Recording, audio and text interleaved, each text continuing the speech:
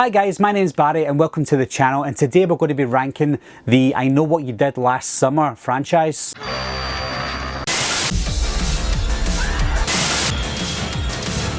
Everybody's a suspect!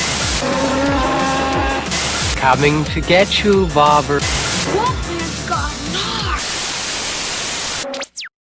Now I know there's only 3 movies in the franchise, so this is going to be a really fast ranking, but I found it very interesting to do the ranking for this, and you'll find out why in a few minutes. But obviously we know what the movie in Dead Last is going to be, which I'll mention in a second, but it was a toss-up for the first 2 movies, and watching them back to back as well gave me a better understanding of what movie I'm going to put at number 1. And at number 3 is, of course, I'll Always Know What You Did Last Summer. This one is dead last. You know, there's no competition here. The quality of the movie was terrible. The storyline was abysmal. It was almost trying to remake the original movie and it failed miserably. It's like one of these movies that you would see at 2 PM during the day on the Lifetime channel or something like that. It was just that bad. Not only was the quality of the movie bad and the story bad, the acting was terrible as well. And then the twist at the very end when we find out that this isn't a grounded horror movie anymore. This is a supernatural horror movie with Ben Willis being this supernatural ghost. I've got no positives to say about this movie, and that's why it's dead last. And at number 2 is I Know What You Did Last Summer. Now guys, I know that you might hate me for this. I've swayed time and time again whether to put this at number 1 or number 2. It has been at number 1 before, it has been at number 2 before, but at right this moment in time, after watching the 2 movies back to back, or the 3 movies in total, I just felt like this didn't have what the second movie had. I think this was a great movie. Because it's number 2 doesn't mean it's a bad movie. It was a great cast, it was slick acting, the storyline was great, it kept me on the edge of my seat the full movie. I think watching it over 20 years later, it's dated slightly. There's not a lot of blood, not a lot of gore. I'm not asking for a lot of blood and a lot of gore. But when you mix this movie in with movies that came out around about that time and that era, it just falls a little short from a lot of the other movies around that time. But again, it doesn't make it a bad movie. I absolutely loved this movie. I loved Ben Willis, the introduction to Ben Willis.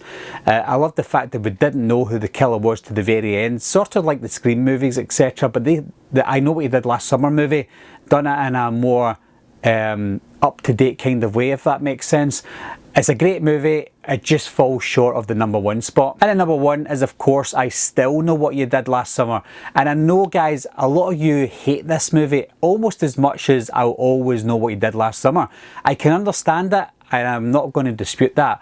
But again, watching it for the first time in a few years, I've actually watched it twice in a week now, and I love it. I love it more than the original, just a little bit more. And the reason being is because we get a bigger body count. The body count is always bigger. The death scenes are much more elaborate. Death scenes are always much more elaborate. I'm sounding like Randy from Scream 2 here. Carnage, candy. But what they did in the original, they upped the ante for the sequel.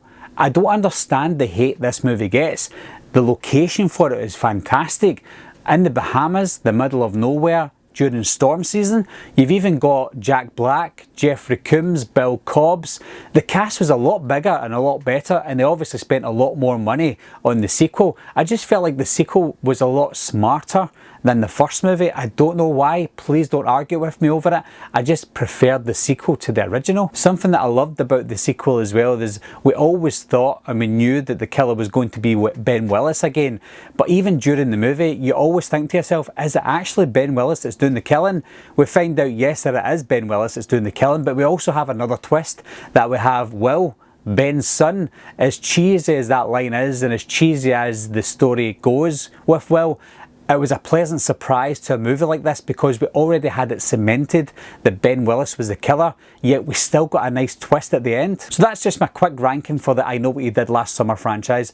This is probably one of the rankings that I've done that most people will disagree with. I don't mind that at all. But you, please let me know your ranking down below. What's your best? What's your worst? Leave them down below. Seriously, don't do that! As always, guys, thanks a lot for watching again. Thanks for subscribing. I'll see you soon. Bye-bye.